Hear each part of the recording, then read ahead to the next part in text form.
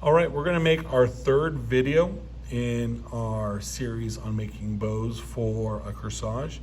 And the items we're gonna need is a piece of thin gauged wire, already pre-taped, some corsage snips, and then we're using today some number 3 acetate ribbon. So the very first thing that we are going to do is we are going to make a loop about the size of a quarter or a 50-cent piece, depending on the size of corsage that we would want to make. So right now on my loop, I've got the shiny side out, but down here, I've got the dull side out. And our goal is to always have the shiny side on the outside. So what I'm going to do is I'm going to reach in with my finger and thumb, and I'm just going to twist it so that these switch positions. So I reach in there, I switch positions. Now I have the shiny side on the outside. I'm going to come in, make a loop.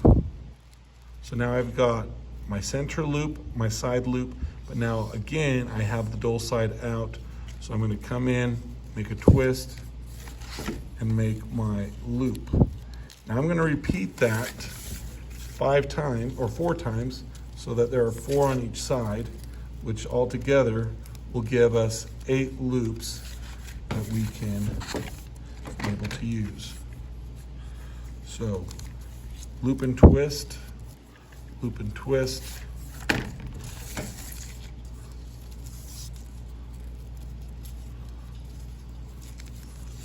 loop and twist.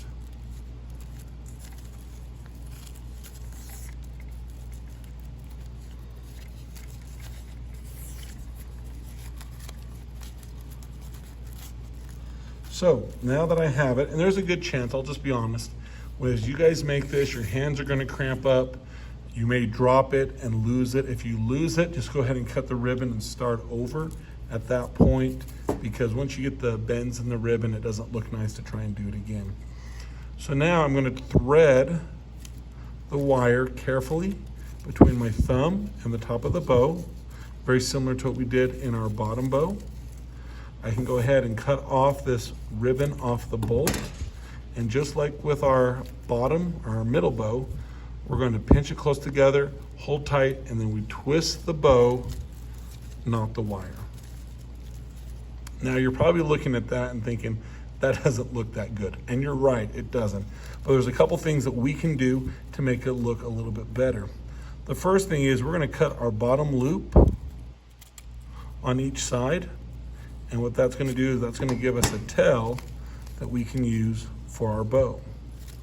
You're still probably thinking it doesn't look very good. Now, this is why we had to make sure that this was twisted tight, because now we're gonna start pulling these loops into position. And as we pull these loops into position, we should end up with a fairly good looking bow that we could add on to our corsage. So this one is probably slightly large for what we'd use for a lot of corsages, but I wanted you guys to be able to see. But you could also use this bow on the bottom of a vase in a arrangement if you wanted to do that. So this one's gonna take you a little bit more time.